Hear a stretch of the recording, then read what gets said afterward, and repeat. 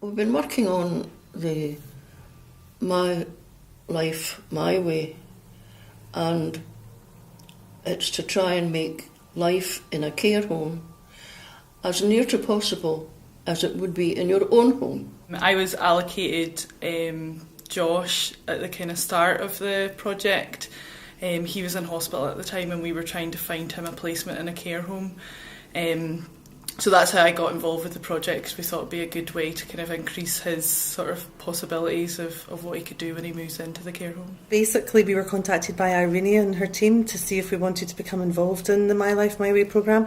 After a brief discussion over the phone, we agreed to meet, and upon learning more about it, we decided to take part.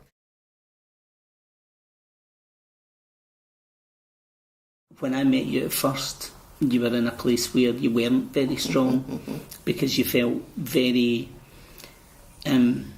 isolated. You were in a hospital ward, you were away from your flat, and it was really, really difficult for you to even think about making decisions. True, yes, And we did try the bit about you going home, and we stayed with you to make sure that if it didn't work, that we had another alternative and an opportunity. That's right. And that was one of the things that you and I spoke about a lot of times.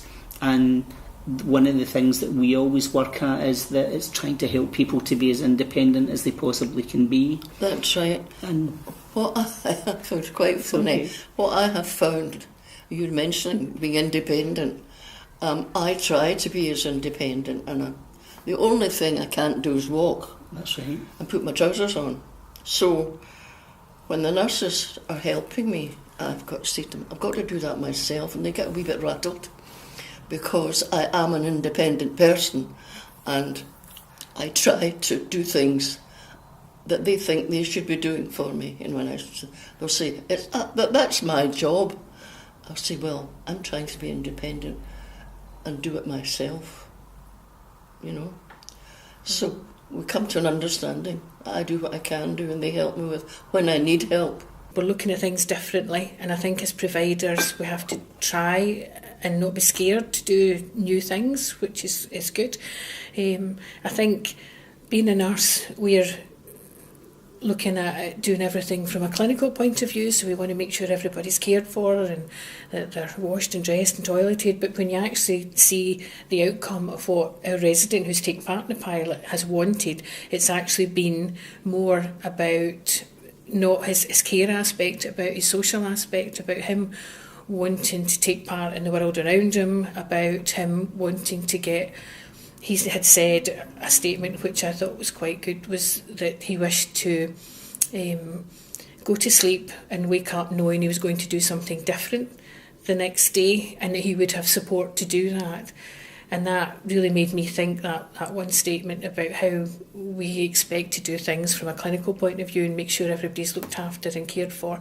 But actually, people are looking for something different. With this case in particular, Josh was very unwell, and I think at the beginning I maybe thought that it wasn't going to work, there wasn't that many possibilities, but actually when I started doing the project I realised there was so much more that we could do, right down to like really basic things like putting pictures on the wall and what things he would like his environment to be. He's got communication problems, so a lot of this was coming through from his family, so it was really important getting to know them.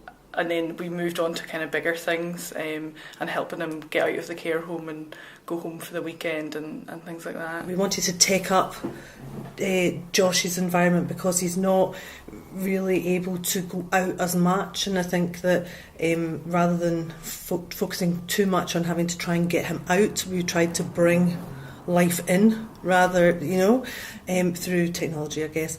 So we've got an iPad for Josh. We've got him set up on FaceTime. He can Skype. He can, with help. He can't do it himself, but he can now be in touch with people all over the place. We've got Wi-Fi in his room. We've set up an account with Netflix. We set up an account with Spotify. He's very keen on his music, so we've given him his first email address. Because he's not been able to use anything like that for at least the last 10 years. So it's been it's been quite a liberating move, even just doing that. Part of the pilot, some of our care staff have went on a wee course as well. We've been doing good conversations, and they came back and they were quite enthused with it. They found it was very interesting and it was something that they could use within the homes. They were very keen to know more about outcome-focused care planning and how they could do things within the home to achieve that. So kind of looking more at residents in a different way and seeing not what they can't do, but what they can do, and how we can help them do the things they still want to do. So that's been a very positive experience. Probably hard for my mum because of the dementia. Her memory span is very short, and the way the illness has affected her, she's not as able to say what she wants. When you give her a choice, and initial response will always be, well, I don't know. So I think that's why those planning days were really good, because you did get a lot of ideas down to work for. For my mum, I would probably say things need to be broken down into very small bits. So what would be negotiated would be something like, well, of the things that you've said would make a difference for you, how would we put those in place? What would a typical week be like? What one thing would we do differently in a week? There's a few residents in here who are involved specifically in My Life, My Way, but what's come out of that is that we have lots of different things going on. We've created a choir for the residents. We've also organised that we've got a joint initiative with Bernardo's. It's just across the road from the home, where they're going to have pop-up charity shops in the home for us as well. That was again at the request of one of the residents in here, who's actually taken part in the My Life, My Way project.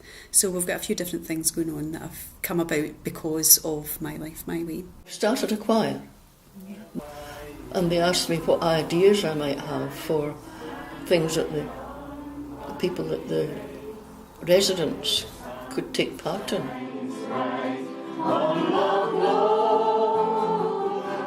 But what we're trying to do is break down the walls of residential homes, making them community hubs, bringing people from outside, and not making them scary places, not usually to see those people in the windows looking out, but for us to have the opportunity to look in and be part of that. It's important for us to look at what assets are already out there and to build upon those assets of not only our private sector partners but within the third sector. It isn't rocket science.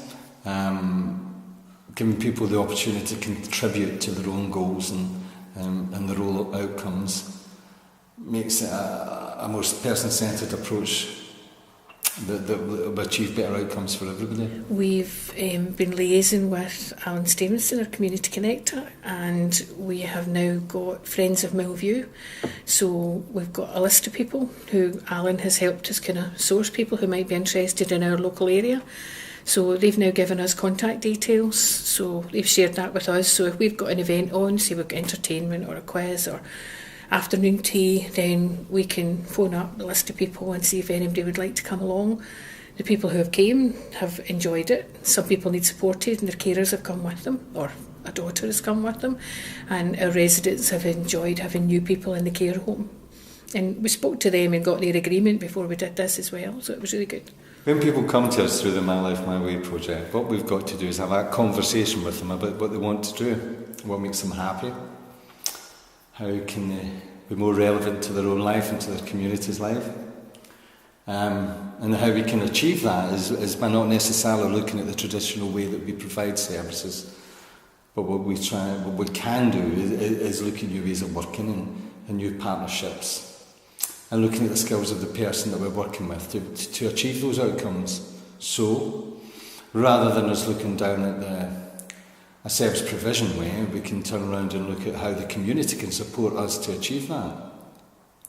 Whether that be having a second-hand shop coming into a nursing home, or whether that can have a choir starting, or whether that can be someone's dog coming in and seeing someone. As long as we're fulfilling that goal, then that's a positive step for everybody involved, including the partners and including the people that we're in partnership with.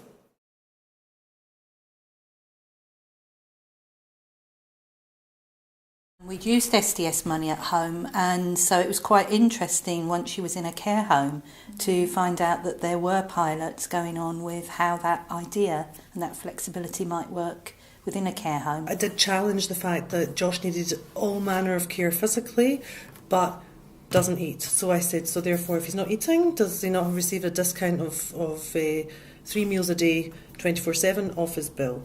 And the answer was, well, no, not in this instance. They recognised what I was asking them, but they said, but no, not in this instance, because he requires 24 hours a day help physically in all his needs.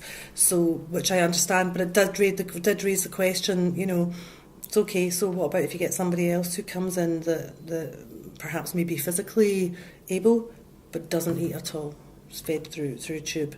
So therefore, do they not receive a discount off their bill? Well, I've taken Mum to her Scottish opera, which she'd done for 3 sessions before coming into the care home. So I've sort of taken her out of the care home from 12:30 to 3:30, 4 o'clock. And would it work in some way if, like, you know, that time that I've taken her, so no one in the care home is needed to be looking after her, could you somehow have that back? So the weeks that I know I can't take her, someone else would have taken her.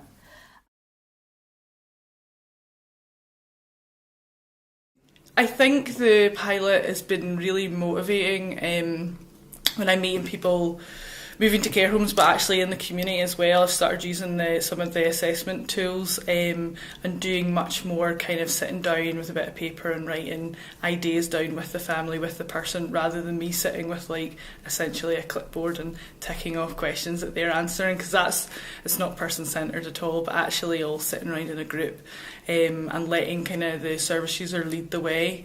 It's a much kind of more beneficial way of doing something. It's been a really positive experience. It's been really good, and I think it's been particularly good for the care staff as well to see that we need to look at different ways of working and actually take into consideration what our residents want and what's really important to them. I hope that from the experience that we've had and that hopefully everybody else has had, I hope that might be considered to continue after the 2-year pilot. Certainly we've benefited greatly from it. From what I think that, you know, somebody coming new, fresh into a nursing home and not knowing what to expect and having all the stereotypes in front of you, I think that we've been really pleasantly surprised at how much better it's been. But I think that's really been down to the fact that a lot of it's been down to the fact that we've been involved in the My Life My Way programme. Quite often I would say that probably the biggest thing is resource, and it's actually people to provide the services that you want to provide to individual people. And I think probably again for myself, to go back to the choir, it's a good example of being able to provide something for more than one person, but it comes out of, it's born out of one person's idea. But I mean, it's a massive challenge, and I think the biggest challenge is definitely resources and people to actually help to deliver what one person's individual need is.